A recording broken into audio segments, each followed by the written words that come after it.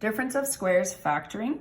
This is another type of factoring where we're going to look at a perfect square minus a perfect square. So difference is, of course, the answer to subtraction. So when we're referring to squares, we're talking about perfect squares.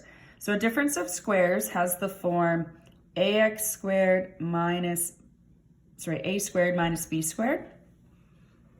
In factored form, we would open up two sets of brackets and you would square root the first term. So the square root of a squared is a.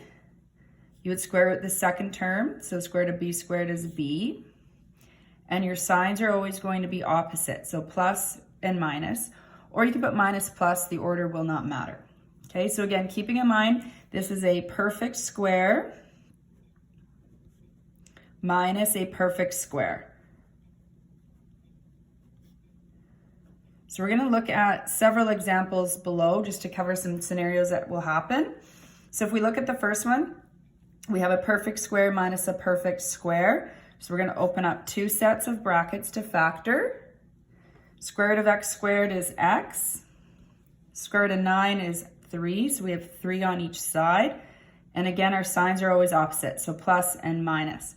So let's take a look at why this is the case. So we're going to check this answer, okay, by multiplying this through. So we're used to doing the FOIL method to check.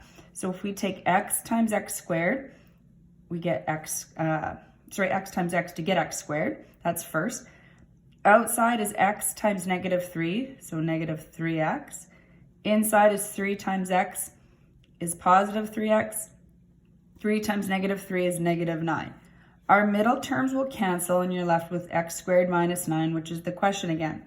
This is going to happen every time you check one of these difference of squares. Your inside and your outside or your middle terms here are going to always cancel, which is why there's only 2 terms in the question.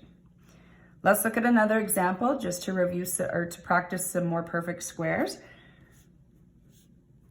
So we open up our brackets, square root the first term. So square root of 81m squared is 9m. Square root of 49 is 7, plus and minus. Example 3. Open up two sets of brackets, square root 25, square root 36x squared.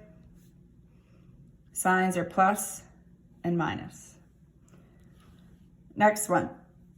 If you've got an even exponent, remember it's a perfect square. So square root of x to the 4 is x squared.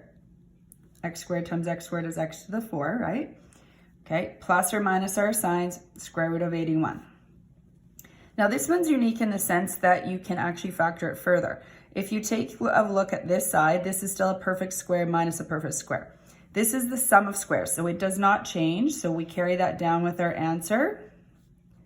Square root this, x plus 3 minus 3. Let's look at example 5. If you take a look at this one, the first thing you may notice is that we do not have a perfect square with 5 and 80. But one of the rules of factoring is we should always look to see if we can factor out a greatest common factor first. In this case, we can factor out 5. That will leave us with x4 minus 16 y to the 4, all right? Now we have perfect squares. So open up the brackets. Square root of x to the 4 is x squared. Plus or minus will be our signs. 4y squared, 4y squared.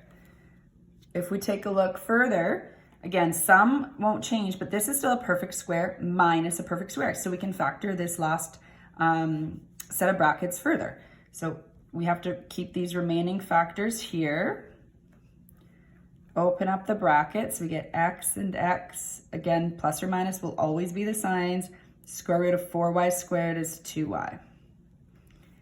So sometimes there can be more than one step in these questions.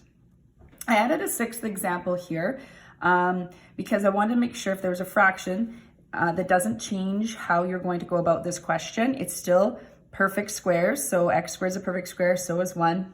Y squared is a perfect square, so is 100. So we open up a set of brackets. Square root of x squared is x. Square root of 1 is 1. So we have x over 1. plus or minus square root of y squared over 100 would be y over 10, y over 10.